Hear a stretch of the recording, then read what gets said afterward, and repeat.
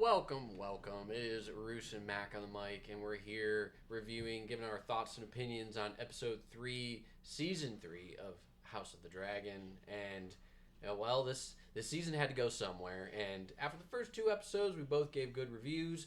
This one, a little more mixed opinion on, especially since it's mainly a episode dedicated to one person, as the title being Rhaenyra Triumphant. The POV Rhaenyra episode, which, shocker, I don't like Rhaenyra. I didn't really like this episode that much. I mean, it was a fine episode. Like you said, they had to go somewhere, especially with the last 2 episodes essentially being the end of season 2. So this would have been the start of season 3. And that would have been, funnily enough, those 2 episodes being on season 2 make that season better. But if that had happened, this first episode of season 3 would have been not very good if this was the first episode. But yeah, no, I mean, at least it starts off good. Little bro Mogoff. Yes, now the 2. Well, we don't have the face server himself, Jace, over here. Rest in peace. Rest in peace. But we do have his uncle, stepdad, you know. But the Ormond himself, Mr. High Mogger over here. Mr. Mogger. I love Ormond. I feel like we've barely even seen him, but like just the amount of aura he has in every scene, he just kind of walks in and just has this energy about him. He just carries the scene, and he doesn't even have to in this scene because him and Daemon going back and forth is great. And obviously you see Ormond walk up, and it's like, all right, this guy's got the power, and then it instantly shifts over to Daemon looking all badass with 3 fully grown adult massive dragons behind him. It's pretty hard to say no to that. Especially because, if you say no to the peace offering that Daemon is so graciously bringing, he's just gonna kill your entire army. So yeah, it's pretty hard to say no to the 2 second and third biggest dragons in the world. Yeah, no, you don't have Mama Vagar over here to just save you. But funny enough, they do have 2 Valyrian steel swords on the Hightower side, which is really interesting. One being, I believe it's Vigilance, yes. Vigilance is Ormond's sword. The Hightower ancestral sword. And then, what's Orphan Maker. Orphan Maker, yes. No, that's the one. Oh, dude. I don't really know anything about House Roxton, but I learned about this after this episode, and that sword is so cool looking. It's another, great sword. I think kind of like Ice. It's probably not quite as big as Ice, because Ice is like one of the biggest swords. Like, that thing was huge. Yeah. But yeah, no, that sword, they both, Vigilance, the hilt and everything on Vigilance looks awesome. Like, that sword looks so cool. They both look really cool. I mean, we didn't get to see Orphan Maker, like, actually unsheathed yet, but I'm sure we will. And we saw Vigilance. That was a really sick looking sword. So cool. Oh, yeah. No, yeah. This whole scene is just is good. I mean, it's a good scene. It's definitely a really good cold open, before the intro, but it was a good scene. I mean... And, the scene, as much as we're talking about everything, we're just looking on screen, what's really kind of actually happening is Ormond is fakingly giving up and swearing fealty to Rhaenyra, to Daemon, kind of just as a ploy, because, as you said, when there's 3 dragons at your doorstep, and Ormond has a dragon, but it's the smallest one here, so, unfortunately, when you got the smallest nuke, you have to surrender. And he, as we were saying, he pulls out the awesome Vigilance sword, and he lays it right on the ground and kneels in front of Daemon, and yeah, it's just that he says he's given up, and he actually, this kind of works, and then Daemon kind of looks back as they're kind of walking away from each other, and he's like, well, hold up now. Now, if you really are going to give up, you should be giving up Daeron, and Ormond seemingly does so. So, Oh yeah, I mean, you gotta do what you gotta do when the dude with the dragons is like, wait a second. After he made you walk 10 full steps back, wait. I also need Daeron. I mean, it makes sense. I mean, you can't, like he says later in the episode, you can't really just let the king's heir, or one of the king's heirs, just walk around. I guess the king's heir, because Maelor doesn't exist. So yeah, no, Daeron is kind of the heir to Aemon technically, because Aegon's gone. It's all so confusing right now. But basically, you cannot let just one of the heirs just walk around free. Who's a dragon rider? No, yeah. Well, that is the part that to me is such a dumb move on Damon's part. He's just like, all right, I'm just gonna take the kid and just let you guys just have the dragon. You guys can just keep the dragon, especially when he wanted to kill Daeron. So that means if you do that, then the Greens have another dragon that they can just find another rider for, like you guys did. So I just that did not make a whole lot of sense to me why he didn't make him fly like Tessarion back, because then that's a good way to prove that he's the real Daeron. Yeah, it's confirmation that, like, hey, this kid actually is going to go on the back of Tessarion and ride it. If it wasn't Daeron, Tessarion, he would be dead. Yeah, Tessarion would have burned him or ate him. Or you.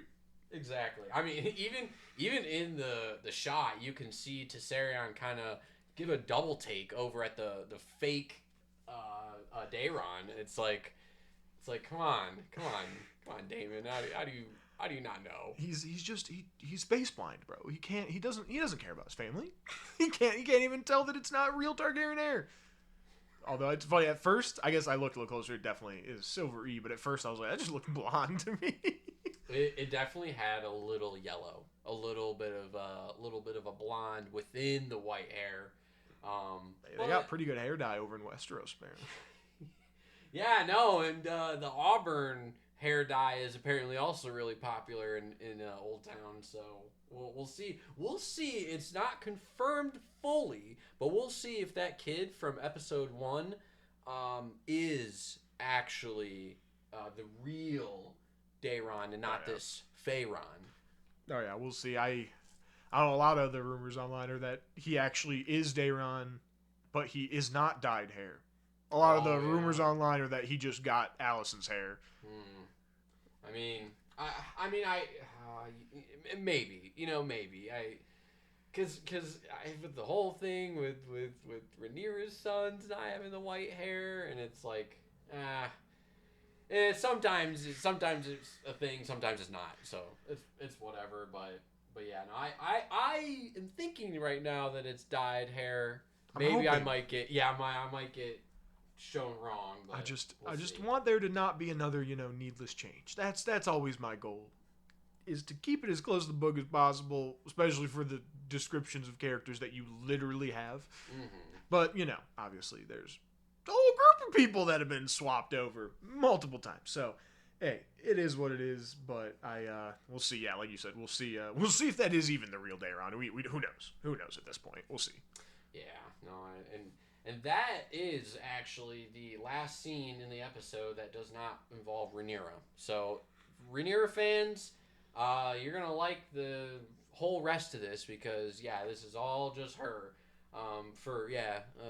Roose and the others that are not fans of Rhaenyra, this episode was probably a slog for you, because it was all about just her stress and trying to rule and all that fun stuff. And it all starts with the first council meeting that they have, talking about a whole bunch of stuff. One huge problem is that all the gold that was in King's Landing is now gone. They talked about this a little bit. Thailand and somebody else on the Otto, I believe, they talked about it, that they wanted to get the gold out just as an insurance, and that insurance paid off, because Rhaenyra showed up, took over the castle, and now she doesn't have the gold.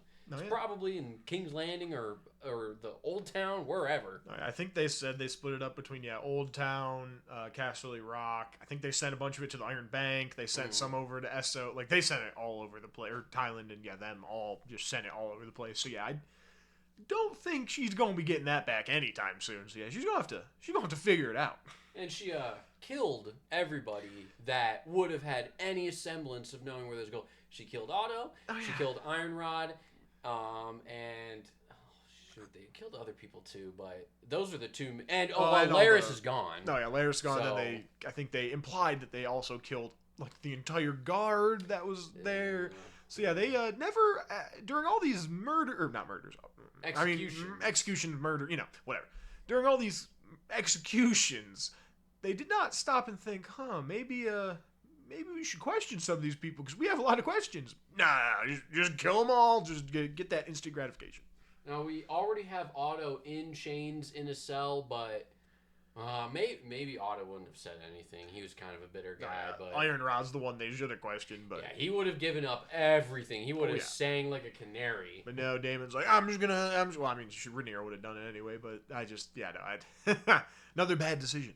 Yes, yeah, no, it was tough. But this is, and also they talk about how they need to find the green dragons. They need to find Sheep Stealer. They need to find out where Vhagar exactly is. So their plan is to send Bela out, which is fine. It's all great. It's dandy. I kind of actually just feel really bad for Bela because she lost her betrothed. She was gonna be queen of the Iron Throne. Probably after the Hand, probably the most powerful person in all of Westeros. Even on some days, more powerful than the Hand, depending on who's in that position. But now that's just over. She's no longer married to or betrothed to Jace because Jace is dead, and now she's just basically a soldier for the Black Court, and it's like just a scout to use to check out the area and find these other dragons, and literally just go put your life on the line. Mm-hmm. Sorry, Corlys, just make some more sacrifices, please.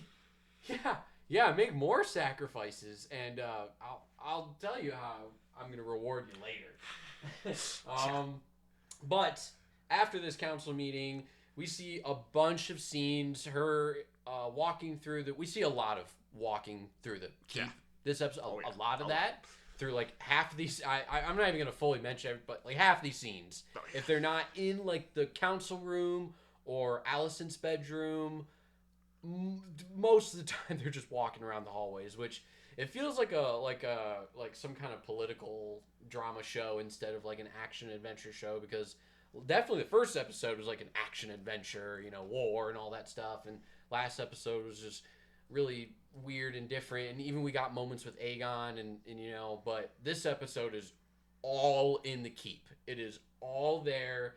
It is all just talking. It is all just dialogue to figure out stuff, and following up with the council scene is just her talking to all these people. Like, we don't have enough candles. We need food for all these people. All the rat catchers are dead. Exactly. Wine's expensive. Yes. All of these like little small things that is never talked about in like fantasy shows and in settings and stuff like that. Is all the small little things that are actually a thing, but they're just not important. But now they are important because if you don't have any candles, you have no light, so you can't work unless there's sunlight. So it's all these small little things that get added to the boiling pot that is just making Rhaenyra stressed. This whole episode, where I'm going to keep reiterating this stress that she's going through. You can hear it through the high-pitched noises. You get these close-up shots on her face, and she's obviously distraught. So that's something that continues to happen through this episode. And so she walks her way to Alicent's room, and they have their first little get together after she executes her father. Oh yeah, I first off, the end of last episode. Then for the beginning of this episode, it takes a whole like 20 minutes of the episode to finally get to the scene with them talking. And I don't, Alicent and Rhaenyra's motivations just confuse me, because I get Rhaenyra not trusting pretty much anyone, but Alicent is literally the one person in this universe who keeps like doing everything she can to help her, which even includes like sacrificing her own family members, her own children. Yeah, her own children, who she is just fine with. But then Rhaenyra has the gall to be like, "You just wanted to do this to save Aegon. What are you talking about? I literally gave you King's Landing, told you could execute him, told you he was bedridden. What are you talking about?" And then just her little comment of, "Well, you just killed my dad." Shut up. You did not care about your dad. You know you did not care about your dad. What did you expect Rhaenyra to do? And what? And also her little thing about, we're not going to be prisoners here, are we? Your daughter's the queen. You're the former queen. I cannot just let you guys wander willy-nilly. At least they're put under house arrest. Like, they're not like thrown into the dungeon cells. That'd be more like the Rhaenyra. Well, yes. The Rhaenyra in the book probably would have killed Alicent by this point. Oh yeah, no, 100%. So I don't know about Helena. Helena is definitely the one that like is the most. I mean, she 100% is the most innocent. As she doesn't really do anything. She doesn't fly on Dreamfire, which is just as a viewer, it's just so disappointing that we have not seen Dreamfire, and it's so sad because one of the I really want OGs, to. one of the other OGs, one of the It's three tough. OGs. We've It's seen really two tough. of them now, and we didn't even talk about, but like Vermithor, so it looks so good seeing the Mm-hmm. full, just them just standing there. I love myself some Vermithor, but yeah, like you said, I do. I want to see Dreamfire so badly. I don't know if we ever will. I mean, we have to at some point. I think I'm gonna predict that she is gonna fly off with Allison and her daughter at some point. Like they're gonna fly off and they're just gonna live happily ever after wherever. That's the thing when they were. What I don't remember last episode. Yeah, last episode when they were just wandering around trying to get out. Why did they never think of that? You have a dragon. Go to the dragon and get on the dragon and fly out of here. They might have been worried that that Rhaenyra's guards like have already gotten there. Well, but... no. Like, I'm saying before Rhaenyra, last episode, before Rhaenyra even got there. Oh, you mean yeah? Like when they were literally wandering around trying to figure out a way to leave. You're just gonna leave your dragon? Oh well, yeah. I think Helena like likes Dreamfire, but definitely doesn't have the kind of connection that a lot of these other dragon riders have.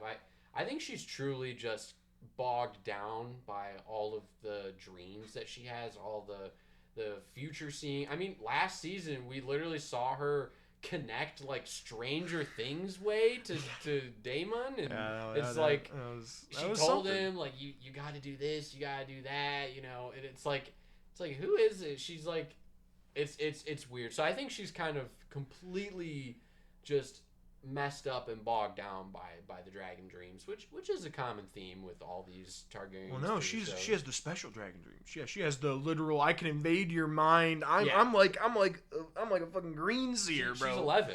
Like this is literally the same thing they did in Stranger Things, where they just Freddy Krueger their way into somebody else's mind, and it just works. Don't worry about it. It's dreaming, bro. No, yeah, she's just the most powerful green seer dragon dreamer we've ever seen.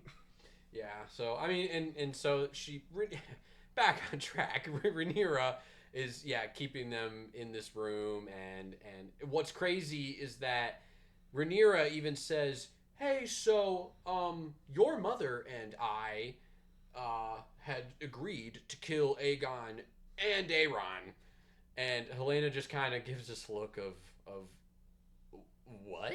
Just like this weird look. So it's just she's so detached. She's so not here right now. She's like above all of this, which I think it kind of connects to all these people that have dragon dreams, green seeing, like this. If you see the prophecy and you see the future, you can't be in the present, which is kind of cool. But yeah, it makes for these characters that don't really like have any other purpose other than just having prophecy and other such things. But Rhaenyra is gonna keep Alicent and Helena in this room and just keep them prisoner here, which, like you said, is the right idea. No, yeah, I mean, they are too important to the other side, politically speaking. So you have to keep them prisoner.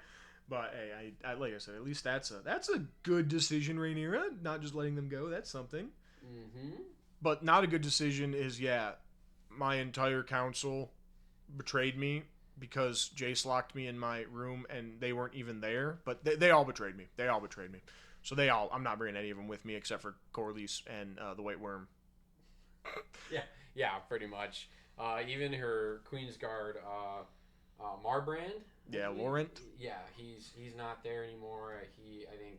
Yeah, she's just using all the gold cloaks as her personal guard. Yeah, the Gold Cloak Commander is like her. Yeah, basically her personal champion. Well, she's using them all as because they're all literally just in the castle. So the city is probably running rampant right now. Oh yeah. With crime because there's no gold cloaks there to be the police. Yeah.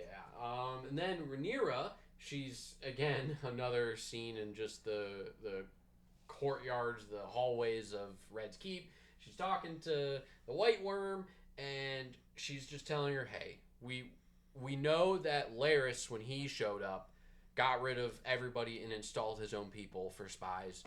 I would like you to do that for me. I'd like you to get rid of all of Larys's people, all the green spies. and put in a bunch of loyal black spies for us and not for them. So again, like you said, she is making a lot of good decisions, even though she's stressed. But there's a couple big ones that aren't good, like you said, just not bringing anybody into her court, like to her small council. I'm gonna do it all myself. Yeah. And again, another big one that I'm gonna keep the suspense of because it's just ridiculous what she does later. But yeah, no, the more of spies for them, more people loyal to them, which is quite obvious. And then this brings us to a very important scene in the episode where she goes to the High Septum in the throne room to have an official coronation because she believes if I have a real coronation, kind of like Aegon did, where even though his was rushed, if she does her own coronation, the people and maybe some other lords will be like, hey, okay, maybe Aegon is dead, and maybe we should, listen to you. You were Viserys' choice, So that's what she wants. And unfortunately, the High Septum kind of hits her with clerical errors and says, hey, the paperwork says that we don't have Aegon's body, so I can't really push this through. If I anoint a new queen 5 months, 3 months, 1 week, who knows how long it's been. But if I anoint a new queen within the year that I anointed the last king, and the king turned out to be alive, I'm gonna be a fool. Yeah, I'm gonna look stupid. And I don't look stupid. I'm the High Septon. I don't look stupid. So I will not anoint you until you wrangle us up a body, please. Yeah, no. And again, there is a little bit of this she kind of gives them this whole spiel of I had a dream and Adam showed up on his dragon and that's a sign that the gods favor me, and the High Septum clearly hits her with we don't believe in dragons. We don't like them. They're evil, and that's not our God's doing. And she had a very visceral reaction. She tried to keep it in, but it was very clear that she was angry with him. Dragons don't create. All they do is destroy. Which, I mean... is true. Is quite true. Oh, yeah, dragons are just, as we call them every episode, they are nukes that do not bring any good. They just destroy everything. They destroy your enemies. They destroy your allies, as we saw clearly with Sheepstealer. But even Sheepstealer was a wild dragon, so you can kind of miss me with that a little bit. But what you won't miss me with is the fact that Caraxes with Daemon, he just, when he's fighting, Caraxes just kills everybody in front of him. He stomps on his own soldiers. He burns everything. So these dragons really don't they're smart and they're sentient and it's great. Not like Lord of the Rings, of course. Those guys are crazy. Those guys talk.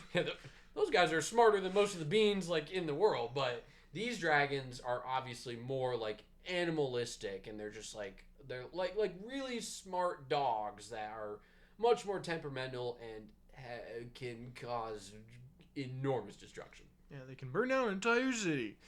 Oh yeah, they his High Septon is not a fan of dragons, not a fan of Rhaenyra, and his final point of, you do not want to make an enemy of me. Do with that what you will. So we'll see. But as we've seen every single time in the past, even before just this show, in the few years before that. Do you remember Maegor? Yeah, no. Making an enemy of the High Septon is never good. Remember Aenys? You remember Maegor? Literally all of the kings before. Jaehaerys is the first king to finally be like, hey, we'll be chill. I'm so sorry for what everyone else before me did. Sorry for all this incest, even though I'm also, participating in it. It's okay. Yeah, me and my... it's so tough saying out loud, but it's just Sarah's, me and my sister, we just fell in love, and we actually ran away from my parents. We actually love each other, I swear. Well, and it's funny with I won't get too far into this, but with Jaehaerys, he and his sister actually did fall in love. They were betrothed to 2 other people. I think she was betrothed to a Baratheon, and he was betrothed to somebody else, or maybe the other way around. But they snuck out.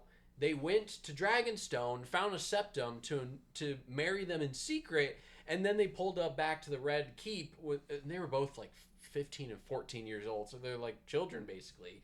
And they're like, hey, we're already married, so all those plans that, Ormond Baratheon and my mom and all these people out the door. So, yeah, even though he did all that stuff, he was, as we know, the conciliator, and he made really good friendships and good relationships with the High Septum, and even like Aegon the Conqueror. The Septums and the Faith just kind of, really feared him because he had just destroyed multiple gigantic paramount army, literally kings' armies back then when there was actually 7 kings, and yeah, no, so. But like you said, I mean, Aenys and of course Maegor is the number one. I mean, he had a whole war against the Faith Militant, a militia group that was created to go against the Targaryens and their incest and all this stuff. So, of course, this brings us all back to why the High Septum is probably not agreeing with all of her rushed things. He's like, hold on, can I at least do my job proper? Hold on now, brother. Hold on. Yeah, no, he's definitely about he wants the smoke. He is down for it. So yeah, no, like you said, it's just Rhaenyra. Every situation she's going through, just more and more stress. Mm-hmm. Then she's like, all right, I'm just gonna have a nice dinner with my cousin family. All my friends. We're just gonna have a nice calm dinner with Corlys, my hand of the queen. Love this guy. Yeah, he's got to come over here, too, because his house is destroyed. Yeah, no, he gave up his home to, win this war for me. His home, his ship, his wife, everything. His son that you murdered? Yes. Can we please talk about why Corlys has just kind of either forgiven or has gotten this idea that she didn't kill Laenor?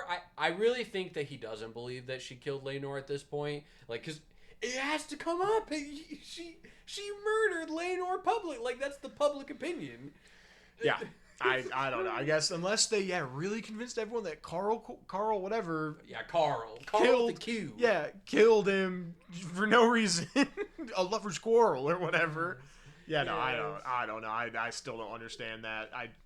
I don't. He is the most loyal man ever because he has just been put through so much by her, and he's still willing to serve her. He just wants one little word. Just legitimize my sons, please. And not even because I want it. I need it. My son is dead. My daughter is dead. My quote-unquote grandsons, who are going to be my heirs, are also all dead now. The only one left is Joffrey, and he's going to be on the Iron Throne. So I need an heir. Please, Rhaenyra. I don't want gold like everyone else wants gold. I don't want to add to your... All you got to do is say those little words. Just legitimize them, please. Yeah, no, it's crazy. And yeah, it's either you're going to... The line either goes to, like, Baela, which she said she's a Targaryen, so there again, his house is gone. Or Joffrey, who is he's technically a Valyrian until he ascends to the Iron Throne. The whole thing that Viserys and Corlys agreed upon. So he's like right now a Valyrian, but will become a Targaryen.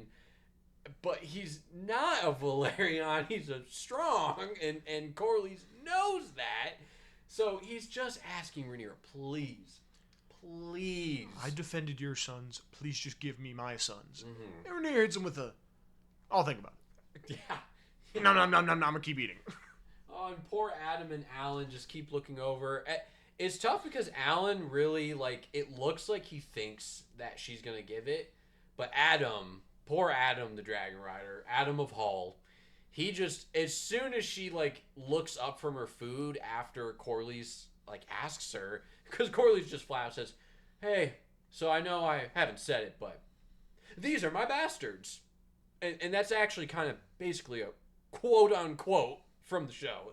He's very blunt, and she just kind of has to keep eating, and she...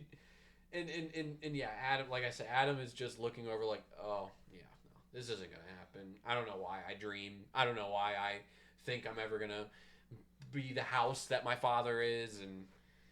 It's just sad. It's just so sad, and this is where we start to think, what are you doing, Rhaenyra? What are you doing? This is a decision I was talking about earlier.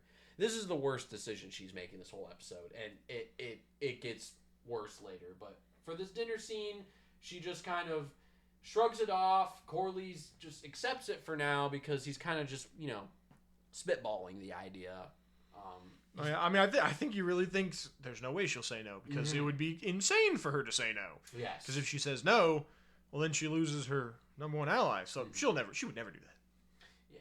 No. So again, I mean, this is again adding to Rhaenyra's stress once again because I will have to play devil's advocate here. If she legitimizes these two guys, it will look pretty bad because everybody already thinks that her sons are bastards, other than the white-haired ones. So it's just bad optically. But you gotta pay back the people that sacrificed everything. I mean, I guess the way I look at it, she already essentially legitimized her sons. Yes. So legitimize his son. Like it's not like people are gonna look at you any differently. Well, I think actually that's the point. Is she didn't legitimize them. She has been so adamant and just bold-faced lying to everybody. And this is why I don't like her, is because she's trying to take advantage of the system because she believes that all the men in the system are putting her down. So she's like, I'm going to get what I want and I'm going to cheat on my husband who, this is where it gets messy. He was gay and they apparently tried, and it just could never happen because he's gay. I mean, they did have an understanding that they'd see other people. Yes, so I get it, but she is trying to cheat the system, and everybody kind of knows it, and they're just going along with it. Oh, yeah, I think everyone knows that they're bastards. And like you were saying, like Corlys has sacrificed everything. He was going to let Joffrey be the Lord of High Tide, a non-Valyrian. But all he cared about was just that the house would continue, that the name Valerian would stay on High Tide. He let you murder his brother for calling your sons bastards, and you won't. His son? It's just terrible. It's just all terrible. Poor Corlys, my man. Yeah, no. So she leaves and she's having trouble sleeping, which is, I understand you're a queen now and all this stuff is happening. So she's just chilling in her bedroom. She can't fall asleep. She's like, you know what? I'm going to go to Daemon. So she makes this long walk over, and it's like, I'm watching her walk alone through these hallways. Like, any of these guards could just pull, like, a Roman Praetorian guard and just stab her, and then just move the succession line to wherever they want to. But she just trusts the Gold Cloaks. Yeah, no, she doesn't trust anyone else, but she does trust that, nobody will be hiding in a corner in this dark, and that she's making all these enemies in. Mm-hmm. Yeah. It's a lot of trust for somebody who doesn't trust anyone. Yeah, no, and so she goes to Daemon's room, and she talks to him for a little bit. I believe, or maybe I don't know. That's just I think when she goes. No, yeah, I think she literally just gets in bed with him, and he puts his arm around her. And yeah, that's kind of. Come here, nephew, or come here, niece. Come here, get in here. Get over here. Yes. So yeah, no. I mean, and that's all. That's all good. I mean, that just kind of brings up the point of what is the relationship? What is going on here? Like, do you love him anymore? Do you what's going on here? It's the love triangle is just so messed up. It's just so weird. It's just not well. It's not there. Where does this go? Where does this go? And I just don't think it's going to go anywhere that helps the plot. So. No, yeah. I assume it should be another plot thread that's just going to fizzle out and just not be in anything. Mm-hmm. But then we get to see how hard it is being a woman as a queen. Or being a queen as a woman. Because it's way harder being a queen as a woman than as a man. You have to go through so many extra problems and people don't take you seriously. And, I get that. Those first 2 seasons did a real good job of saying that. I do not need this 3rd season to keep pounding me over the head that Rhaenyra is a woman and things are just harder for her because she's a woman. So it's just hard. Yeah, no, it's definitely a repeated theme that is definitely constantly getting thrown into your face. So I get it, HBO. I get this whole show is trying to talk about women.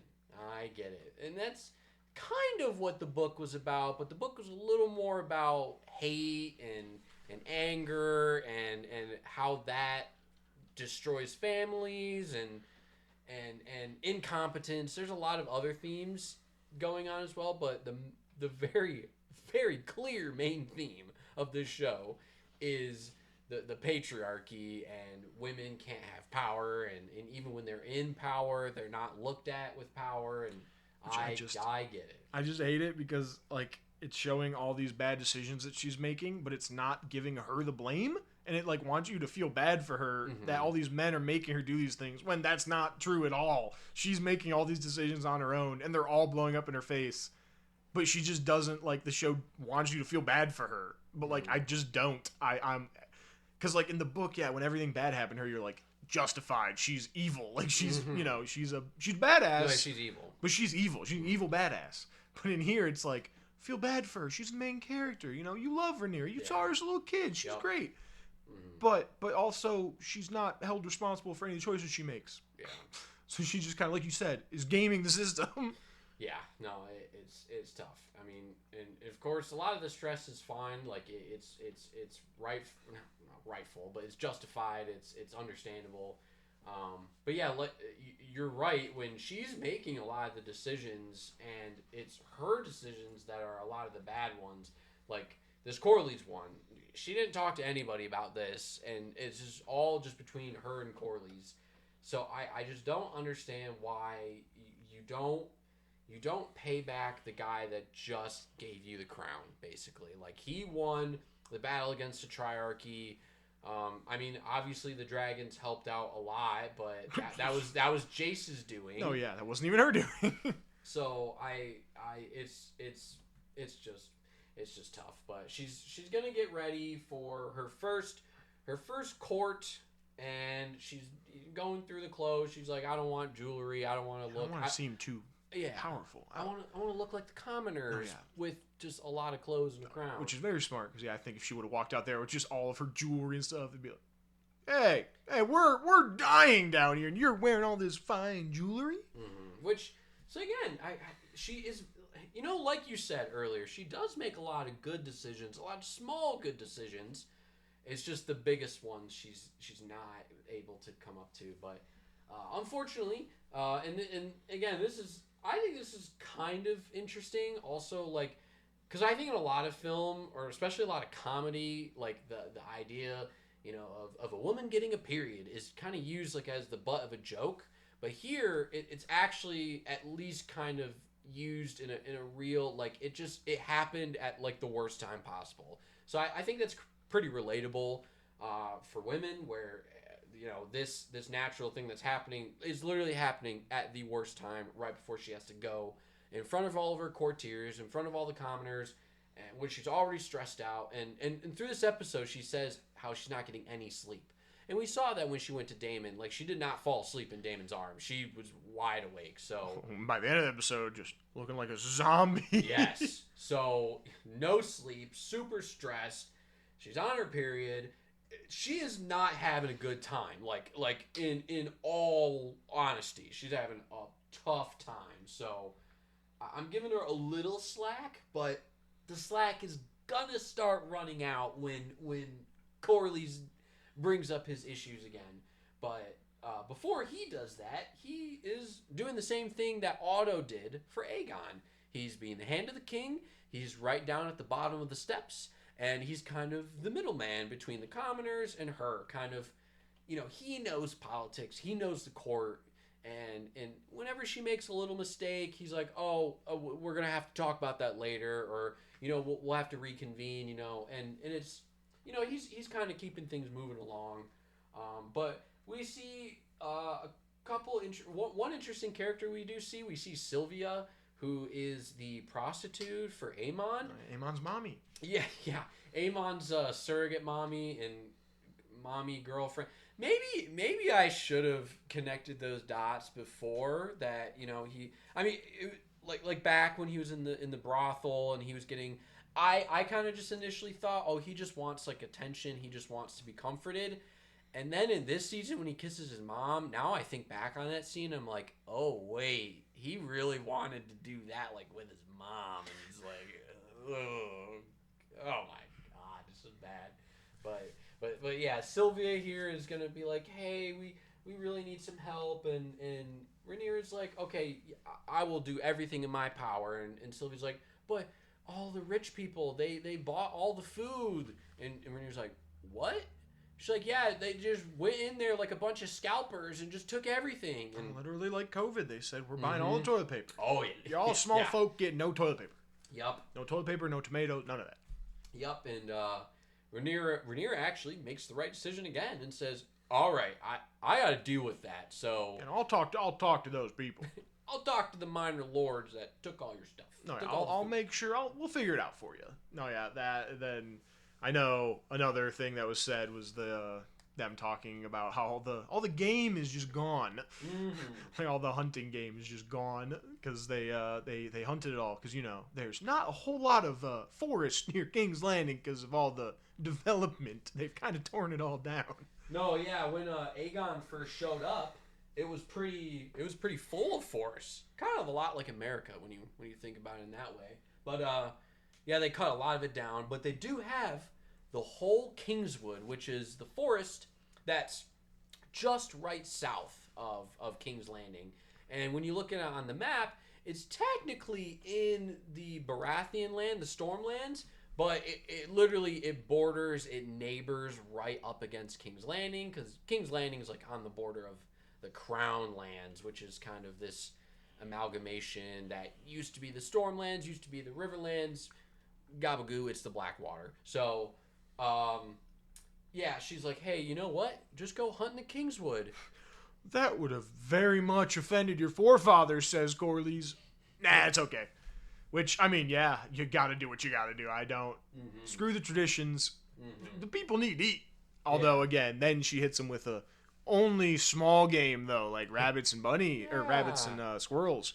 Oh, yeah, okay. Sure, yep, okay. Yeah. We totally won't just go hunt a bunch of boar and stags and just get as much meat as possible. Yeah, no, we're totally not going to go find that, super rare stag that they were on. Stag. Yeah, the white stag. Yeah, no, the white stag. It's funny because I definitely get that decision because, yeah, there's all this open land that literally nobody's using because it's reserved for the king and the high. Yeah, no, traditionally reserved for the king. So, yeah, no, definitely a good scene. I always love holding court, just like CK3. You just gotta listen to all these people's problems.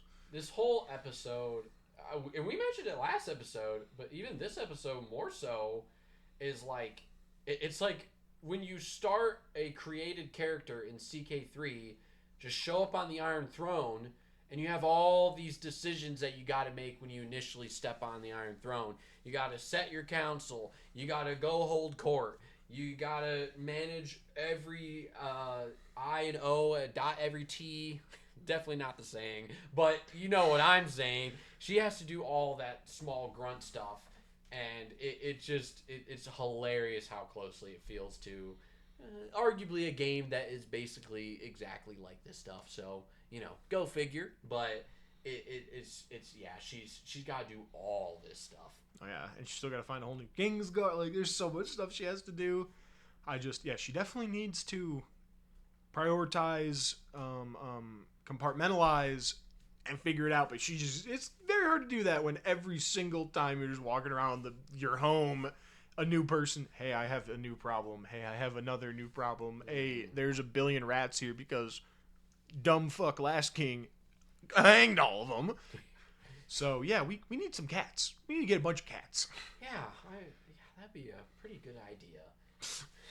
Yeah, no, I guess they aren't going to go with that because in the books, Otto does, I think in the time after he gets the hand of the king taken away before, obviously, his end, he, I think that is the time period where he, brings in like 100 plus cats to just kill all the rats. I think they said it worked pretty well. Yeah, no, he said 100 cats for the 100 rat killers that were hanged, and no, it did work really well, which is really cool. And that's actually, that's why back in Game of Thrones, there's, in the book even, and even in the show, they show it too, there's a bunch of cats in the Red Keep, and it comes all the way back to here, where Otto did, at least in the books, where Otto did that. Maybe they'll do it here, like Rhaenyra will bring in a bunch of cats, maybe. Hopefully, that would be cool. Yeah, but she has other plans for these rats. But we do gotta go through, they go through another small council meeting, and once again, this is kind of another meeting of, all right, we need to settle everything down, and Rhaenyra is once again stressing out, and the White Worm is trying to like calm her down, and Corlys is saying we gotta do this and that, and it's just again, it's actually Corlys hits him with the whatever you say, my queen. Oh my god! Because he's I guess he didn't like the way dinner, or no, maybe he's pissed at the way the meeting with the small folk went. How she's willing to give up the Kingswood because he clearly is just like, I don't care, whatever you want, my queen. Yeah, I told you what I thought, and you just dismissed me. So, yeah, that, and you still haven't made a decision about my sons. So I'm gonna just defer to you, or just do whatever you say. So, and in this moment, she's looking for people. She's looking for answers. She needs help. She's still cramping. She's still having a lot of problems, and I feel bad for her. But this is just unfortunately, this is the life of a queen or a king. I don't feel bad for her at all. These are all decisions of her own making. Yeah. So, yeah, she can... I'm kind of enjoying watching her descent. It's actually very entertaining watching her downfall. I'm looking forward to it. Yeah. No, with the way it's going, at least. I think she'll have a glorious, bright fireball of a fall from grace with all these people. Yeah. No, she is definitely not making friends with the people that she should be making friends with. So, yeah. Well, yeah. Yeah, no, after another small council meeting where they're talking about the Greens and they're talking about, what they need to do, she's like, okay, I need to go knight these dragon riders because I haven't done anything for them, and they have gone on now multiple missions. They went to Harrenhal, they went to the Triarchy, they went with Daemon to wherever in the Reach. Yeah, they've been good groupies. Yeah. So she's like, I should probably go knight them and start this process of rewarding them. Yeah, I'll reward them, but I'm not going to reward Corlys. Yeah. And I really do like this scene a lot because the three, Ulf and Hugh and Adam. Adam is, just prim and proper. Hugh is pretty good. He knows how to act around, nobility. He was a smith, and I'm sure he met with a couple minor lords buying stuff. And he's got common sense. Yes, and then Ulf is just still ulfing around and he's falling. Learning. And, tumbling around. How are you gonna address yourself, Ulf? Targaryen. Oh no, absolutely not. Yeah, no, Damian's like, you are not taking both of them. No. You're not taking our name. You're not an actual Targaryen, so no. Oh. What do you style yourself? White. Yeah, no. That's he good. gets scoffed at.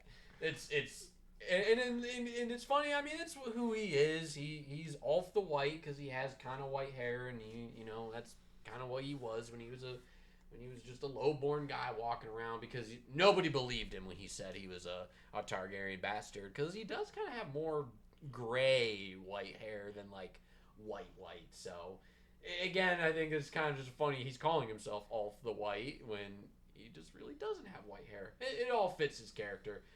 Hugh, he says, I'm a smith, so I'll be, Hugh the Hammer. And they're like, okay, that makes a lot of sense.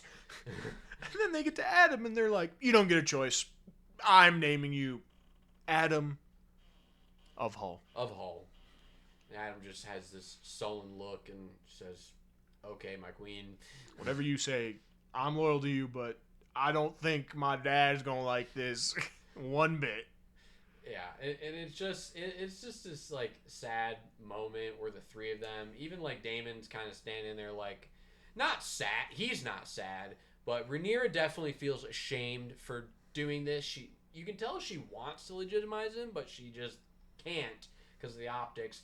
And yeah, Adam is just like, yep, I knew it. I knew nothing good is ever gonna happen to me other than me getting this dragon. But like, I have to kill a bunch of people now, so was this really a good thing? And I feel bad for Adam. There's a lot of people I feel bad for, but Adam and Alan I feel bad for. Corlys, I feel bad for him. I mean, they're bastards, and he cheated on his wife, and it's all, cheated on his wife with like a 16-year-old, and he's like a 70-year-old man, 60-year-old man. It happened when he was 60, because he's currently like 75. Oh, wow, yeah. I mean, that's something to think about. But Adam, Yeah, no, Adam and Alan, I feel bad for them. Corley's, yeah, and I really do feel bad. He's lost literally everything. Like he has everything except for his two sons. So we'll see how that goes. But yeah, no, they get knighted, and that's all like cool and dandy and stuff. But well, it is. We do get to see the full knighting. The vows. Even Damon does it with Dark Sisters. So it's a cool moment for sure. But right after we get this moment where he was like, kind of goes up like, hey, what's our payment? What are we getting for this? Like, we got knighted, but like, I need a house. I don't have a home. I don't have money. I don't have anything. Yeah, my wife fled to Dumbleton. Yeah.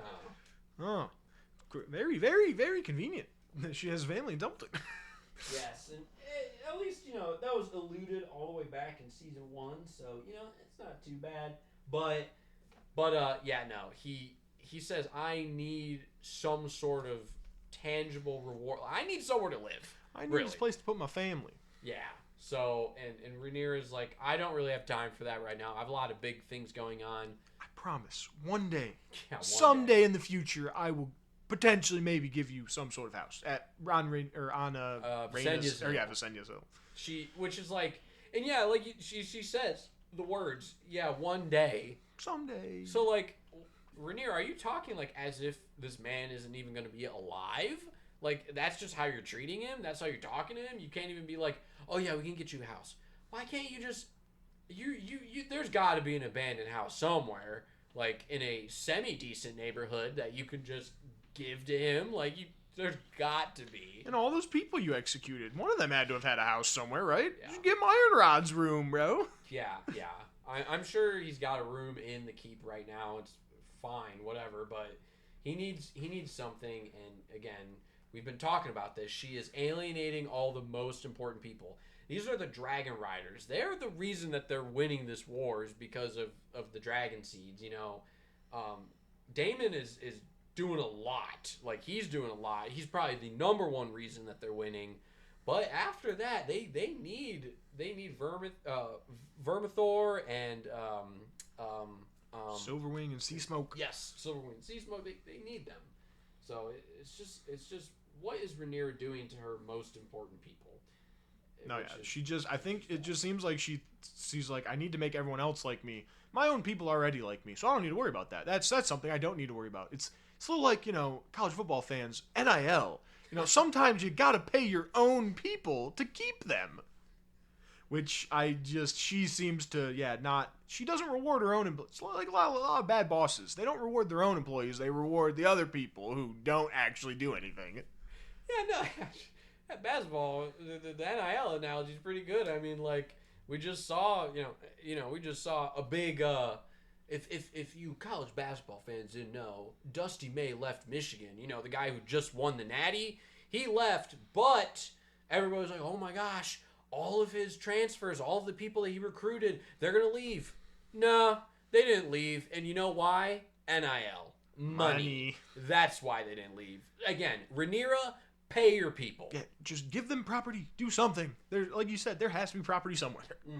So that's just a whole thing. And then we get another really quick scene where she goes to Alicent. She needs a little bit of like advice, I guess. I mean, she goes to ask like, hey, or Alicent asks her like, hey, can you just send Otto's remains to Old Town to just put him next to my mom?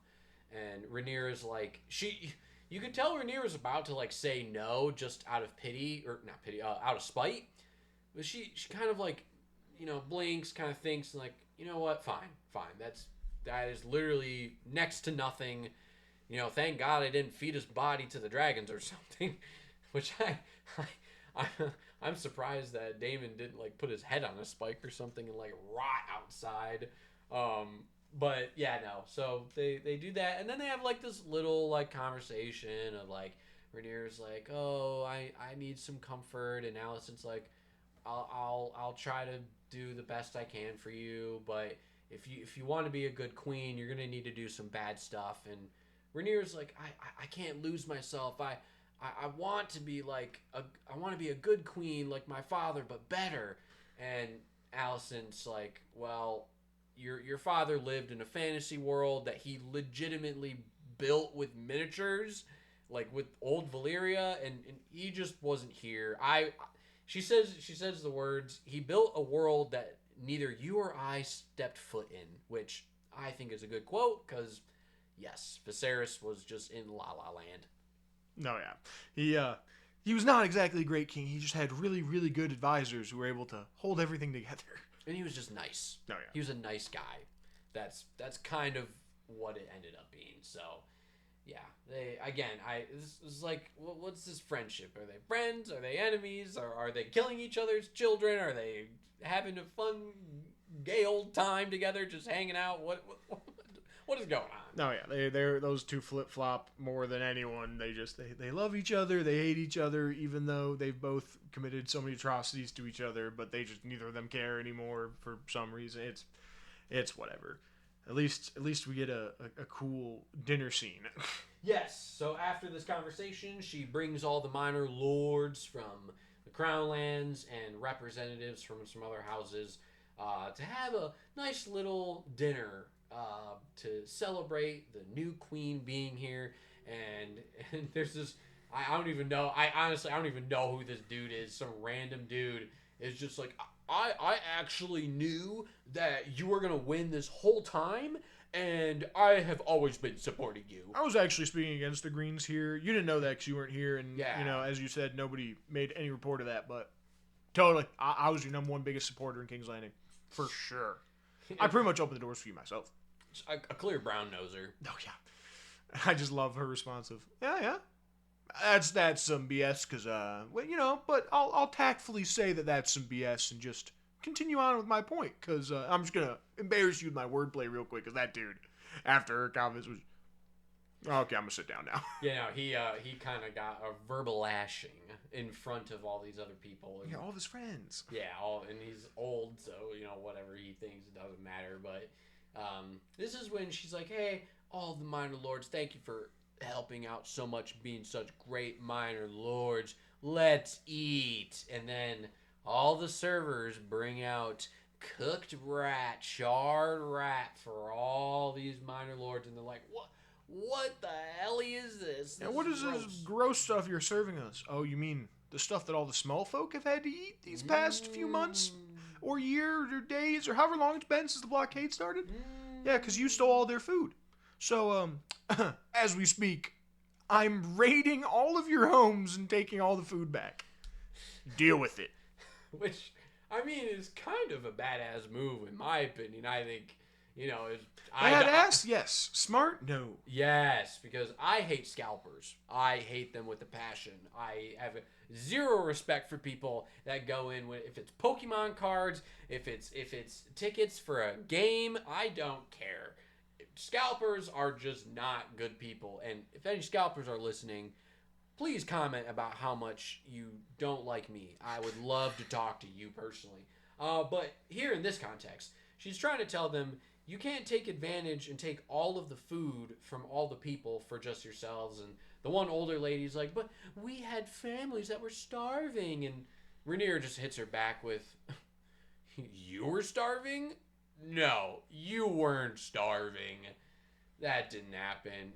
And she just kind of abruptly ends the dinner before even anybody, I don't think anybody wanted to eat the rat, but before anybody could get a bite, she just ends the whole dinner and stands up, and everybody stands up, and she just walks out after again verbally lashing all of them. Oh yeah, walks out just to be hit with the biggest truth bomb from Mr. Torrin Manderly of, hey, so you're getting mad at all these minor lords for stealing all the food when you're the one who did the blockade? So really, it's all your fault, isn't it, Miss Queen? Isn't it? Yeah, she didn't have anything to say about that. No, the only thing she had to say was, "Don't worry, we'll be going to your house next." Yeah, you guys are going all the way up to White Arbor? Okay, sure, okay. Yeah, I think his stuff will be okay. Yeah, but yeah, no, I think this guy might be important potentially because his actor is kind of famous. So I wonder if this guy might be important later. I don't know. I actually have no idea. I don't know who this is. Yeah, what's a Manderly? Yeah. I've never heard of I don't know that what house the before. Manderleys are. What, Frey pies? What I don't know what's going on here, but words are just coming to my head. But yeah, no, she leaves this dinner, and then I mixed up my scenes earlier. Pardon me. But now she goes to her hubby, and she's like, "Hey, so I just did a lot today. It was crazy." And then he just kind of responds back in Valyrian like, "We need to take over the world. We need to take over Dorne, and then we'll take the free cities, and then we'll go to Yi, which is basically this world's China, and then we'll go past that. We'll go to the city of winged men, boneless men, and shy everywhere. The world is ours. We are gods," he says. Whoa, Damon! I think you're taking your visions a little too literally. Maybe we focus on just ruling the little land we currently have, because we can't even do that right now. Maybe slow down. Eventually, maybe, but maybe slow down a little bit, Damon.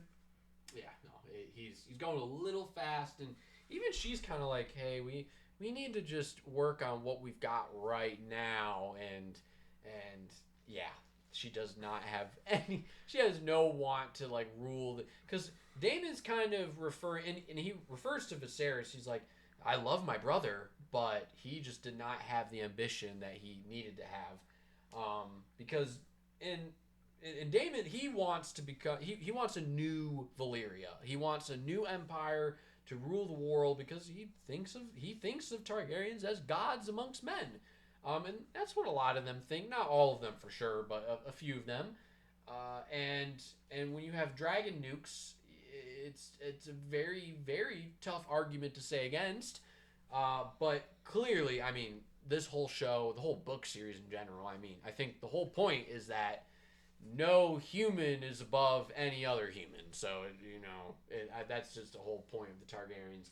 But yeah, she wants to kind of like make her dad proud and to just be a good ruler, which is noble. But she does have a little twinkle for more. Not nearly as much as Daemon, but Daemon wants everything. He just wants to be able to ride Caraxes and go to forever war. Like, he just wants the war to never end.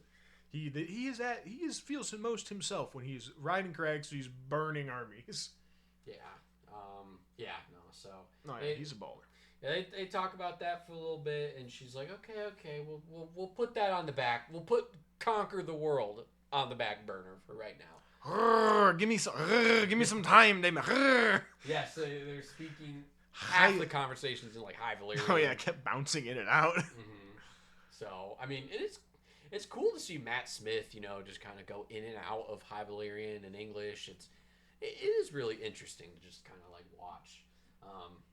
So after that though, we get this really quick scene where Rhaenyra goes into where Daeron is like sleeping, and he's just kind of there, and she's just like contemplating what to do with him. So it's really small, it's just right there, but she does think about it. She thinks, I really don't want to kill another child, like another family member of mine.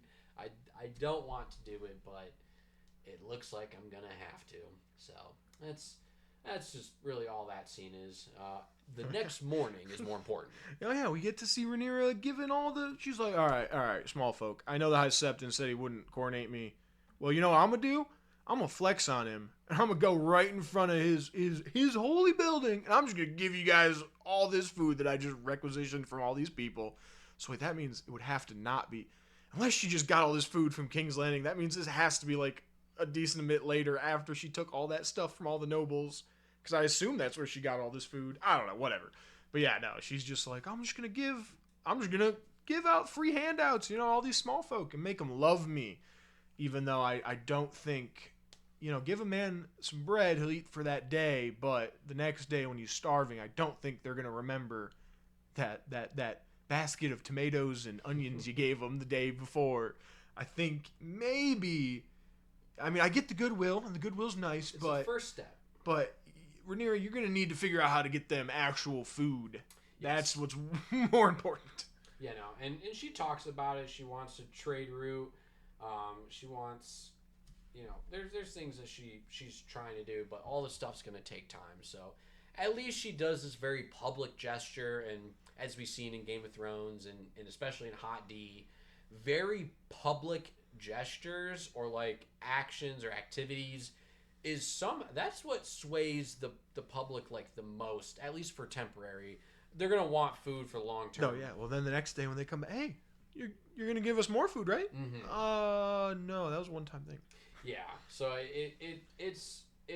these public showings, they do definitely like help, like people will remember it, but like you said, they need an actual sustainable source of food and trade and things of that nature. So we'll see how they actually deal with that. What is your tax policy?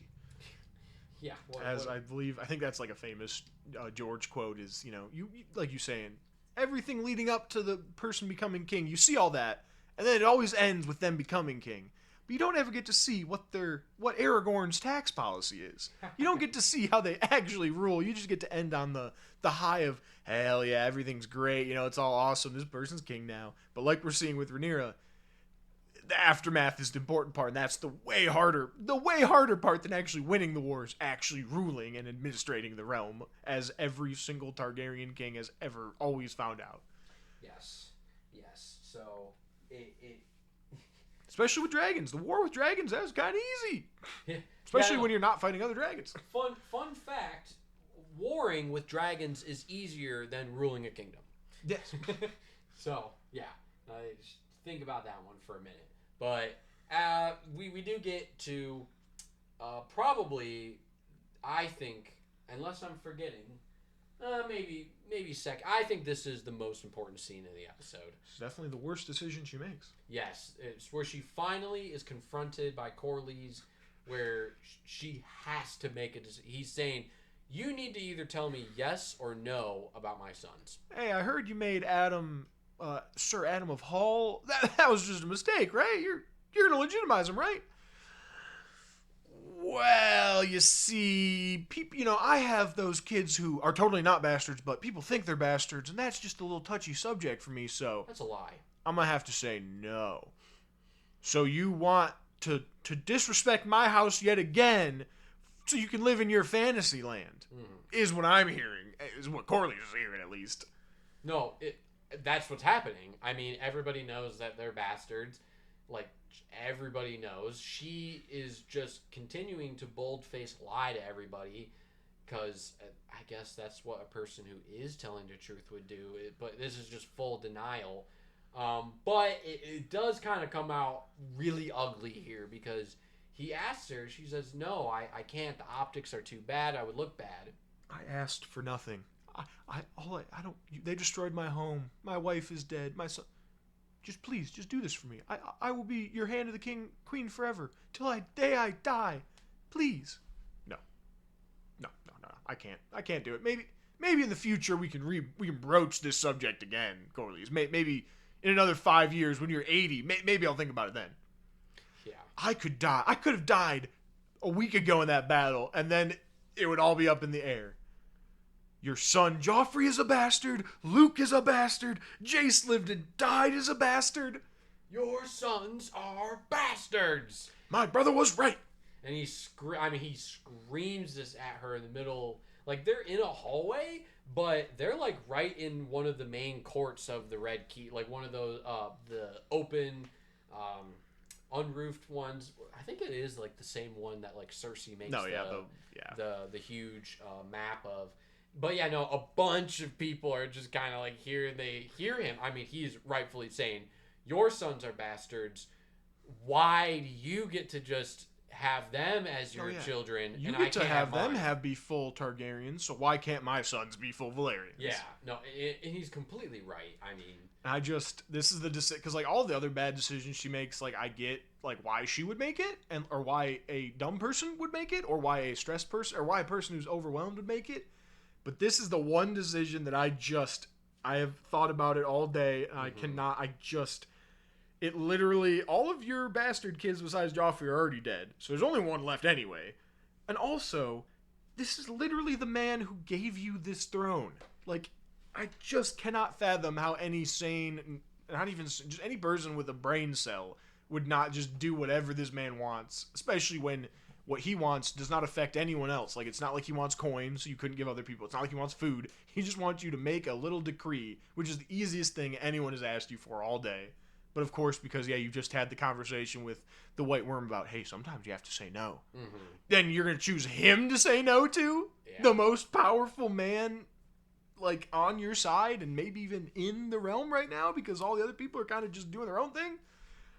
I don't know. I just cannot fathom why. I mean, obviously, I know why in her mind she did it because, yeah, people are going to be mad at me even though I've already pissed off half of the minor lords and half of the actual lords. So they're already mad at me. So I'm already going for the small folk love, and they're not going to care if I legitimize someone. So oh man, that scene. It's a great scene because Corley's actor is amazing, and obviously Rhaenyra's actress is amazing. But it's just annoying because I just don't think Rhaenyra would make this decision. Yeah, no, it's really bad. I mean, like you said, she's stressed. She's having a tough time. She's going through the womanly times. Not to, she's going through her period, but this is something that you just like. It brings up problems way bigger than when you just say yes to it than say no. And it quite literally is him screaming it in front of all the courtiers, saying your sons are bastards. So yeah, this is the worst case scenario for her. She could have just said yes. She could have just said, hey, we'll do it. Maybe she could have told him, hey, when the war is over, I can do that, which would have at least been something. But she says, no, we'll talk about it, just like with Hall. We'll talk about it one day. And who knows what that day is. Yeah, that day is whenever I say that day is. Yeah. It's just, it's bad. It's really bad. Methinks that will cause big problems. Yeah. But the hits just keep coming. Because then, yeah, she's going and she's like, all right, well, hey, at least I have a very valuable prisoner. That's cool, I'm gonna Allison. I know I promised I would kill your son to myself. Like, I promised myself I was gonna kill him, but I don't want to do that. I can't do that. I'll kill your other two sons, but not him. I'm just gonna send him to the wall. That's cool with you, right? No, I don't want him sent to the wall. That was almost worse than living. That's just a prison. Actually, this time, because this is when the wall is still actually decently kept up with from the Starks, so it's slightly better. Because if it was the wall in Game of Thrones, then it's you're gonna be chilling with 20 other men. You're gonna just die at some point to wildlings probably. So at least it's kind of, but yeah, like you said, being at the wall is literally just you give up everything. So it's literally death, the wall. It's like they're right there with each other because your life is over. You can't have it. Your line dies with you. All that stuff. And Rhaenyra's like, well, hey. Would you rather me kill him? I don't. Those are the options. I can't just let him go. I can't do that. Yeah, he is an heir. He has claim. He can't be left. No, yeah, he's the last king's son. He cannot be in a place to inherit. He has to renounce his claims. Yes, or be dead. No, yeah. And Allison's like, all right, well, at least let me see him. Yeah, let me talk to him because it's been 5 years. Yeah, it's been over 5 years since I've seen him. Yeah, he was like a kid. He was a wee babe. And they do that. They go over, and finally, what we've been alluding to, and we talked about at the beginning, we finally get to see Alicent go talk to her supposed son, and literally immediately as she sees him, she's like, that is not Daeron at all. What do you mean it's not Daeron? There's got to be Daeron.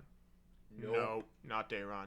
What do you mean? Well, who is this random kid? Who are you? I'm sorry, Ormond made me do this. If he didn't do this, he would have hanged my mom. I'm sorry. Please don't tell him. He'll kill my mom. And Rhaenyra just hits him with just completely disregards, and she's like, I don't give a shit about your family. You lied to me. Screw you. I'm done with you. She doesn't blame him for anything, but yeah, she just completely, because he, in his mind, he's like, oh, if I fail this mission, my family's gonna die. But to her, she's just like, where is Dayron? Where's the real Dayron? And so her and Allison are just like, oh no, this is not good at all. So the one chip that they had Oh yeah. is gone. Well, hey, at least the Hightower army's gone, right? Nope. Yep, just in leaving that room. Oh man, that was rough. Well, okay, burn all the green stuff. We're good. It's all the black is all over everywhere. We got all the green stuff taken down. Everything's looking nice. We got a visitor. My queen. There's a man here. He needs to talk to you. Not just a not man. just a man. A dragon keeper. Yeah, a dragon keeper from Tumbleton. Which to me, I looked it up. And it doesn't make sense to me because like they could have just made it a random peasant. Like, why did they have to make it a dragon keeper? Because like there are no dragon keepers in Tumbleton. Tumbleton's 150 miles away from King's Landing. There's no dragons there. There's no dragon pit. There's no dragon keepers. So I don't know how this dude, because you could say that maybe like he met the person like who ran away, but then when you look at him, he's all beat up. So clearly he was in a fight at Tumbleton. So I don't understand why there's a dragon keeper in Tumbleton. Why he was the one that it's a little thing, but that's another one of those little things that I'm like, why did you do this? It makes the story slightly worse when if you had just made it just some nobody, it doesn't hinder the story at all. And at the beginning of this episode, which has to happen after they land in King's... It has to. That's when Dayron is given over. So you're telling me that in the time frame of the beginning of the episode to now, that Ormond surrendered, then took the army with the real Dayron, marched all the way to Tumbleton. They probably might have been pretty close to Tumbleton, so I can be a little lenient on that. They attacked Tumbleton. Then this guy that was in the attack of Tumbleton had enough time to run, because he didn't, maybe he had a horse, maybe, but like it didn't look like he had a horse. Oh yeah. It looked like he walked the 150 miles on foot. Yeah, he was beat up. So, like, there's no way he got beat up and then got on a horse and then rode over. It's another continuity problem that we continually bring up. Like, it seems like every episode there is some sort of time continuity issue that we... And this has been a serious problem since season 5 of Game of Thrones, and especially season 6, when they started to just say, all right, armies can just kind of teleport and we don't really care. And if you're on a dragon, you could literally be in Essos and then 2 days later be in Westeros, which I'm sorry, but like dragons are not planes. Like they cannot go like that fast. Oh yeah. They have taken George's absolutely sprawling, huge universe and just condensed it and slammed it together to be this tiny little thing. Like, Westeros is this huge continent that literally is massive. Like, going from King's Landing to the edge of the Crown Lands itself is 150 miles. That's a huge... And that's a relatively close area.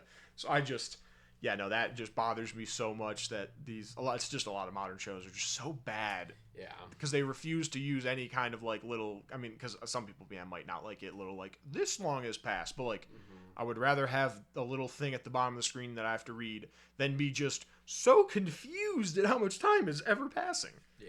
No, it's ridiculous. We keep bringing it up, and when we see it, we will keep bringing it up because this is something that is a problem with the writing. So and like you said, maybe if it was like, I think this would have been fixed if it was like a dedicated rider. Like there was some dude, like it's like you said, like some random villager in Tumbleton who got on a horse, like a stable boy or something, like hopped on a horse and rode over, and they said a rider from Tumbleton.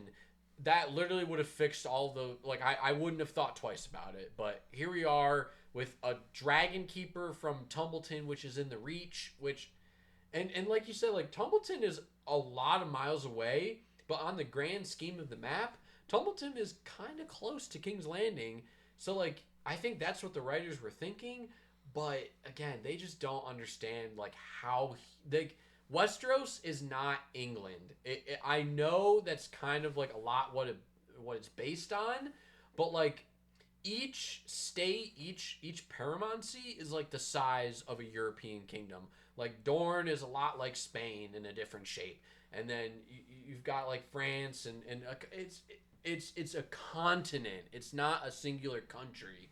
So I think that's where they're just kind of messing up the ideas. And again, it's a writing issue, and it's actors, and they don't have anything to do with that. And George, I mean. George is old, and I'd rather him just write than spend a lot of time on the TV shows. But he's helping and he's making it better. So I don't know. I just want Winds of Winter. No, I want Winds of Winter. I want Blood and Fire. Yes. I want all these books that he's promised us that he has not written. But whatever. I guess we'll end the episode because we didn't actually even talk about what the Tumbleton dude said. He said, McQueen, the Hightower army has attacked Tumbleton. They already obviously killed all the guards because that was a huge army. And they're all just inside the city using the residents as human shields. Please help us. And Rhaenyra's like, that is a problem. We don't have an army here. We don't have... Dragons can't go in there because they'll just kill everyone. Mm-hmm. This is a problem. Yeah, actually, you need men, not just nukes. Only nukes don't win the war. They can kill your enemies, but if your enemies are smart enough, it won't fully win you the war.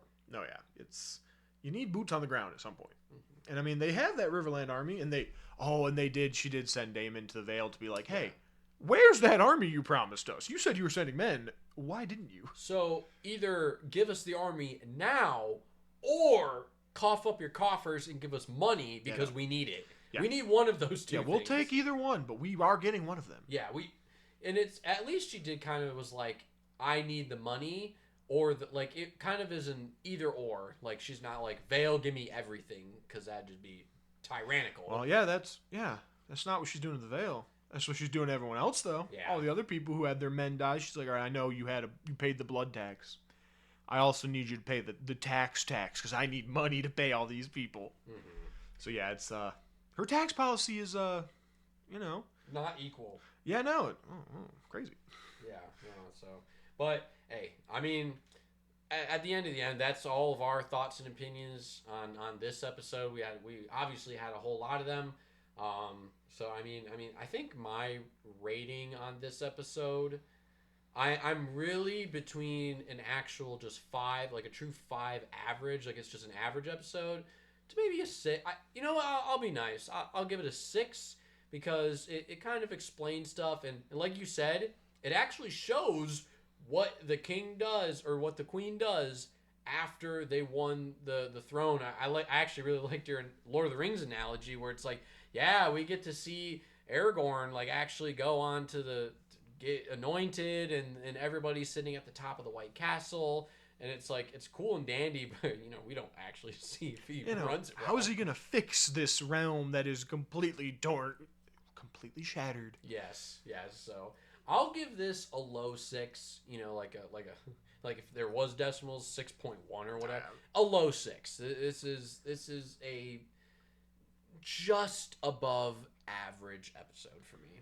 Oh, it's so tough for me because I gave episode 1 a 6 and I gave last episode a 7. So I want to give this episode a 5, but I don't feel like there's a 1 point difference between this episode and the first episode because I like that one way more. Mm-hmm. But I don't want to give this a 4 because I don't think it's necessarily below average. So yeah, I'll definitely give this episode a 5, and maybe the final episode we can give our opinions for all these, or just give an opinion as a whole. Because I definitely do a whole season opinion. The more I think about the first episode, I definitely liked it a lot more than I thought I did. Mm-hmm. It's just back then I was still trying to compare it to the books, which now I still am, but not as much of a ranking, more of a just this is what's different. Yeah, and I think that's fair for sure. Because again, this is. I think season 1 we were like, oh my gosh, this is like really close to the book. Like it's almost a 1-for-1 adaptation, like the best you can get on TV. And then season 2 just was not that. It was its own a lot of its own interpretation. But hey, they're still making a good show. I'm still loving it. I'm still enjoying it. I still love this world. So don't worry about that. And we'll be here again next week to show our opinions on the next episode. But yeah, other than that, I think that's it for us today. Yeah, we'll see you guys on the flippity flop. Peace, everybody.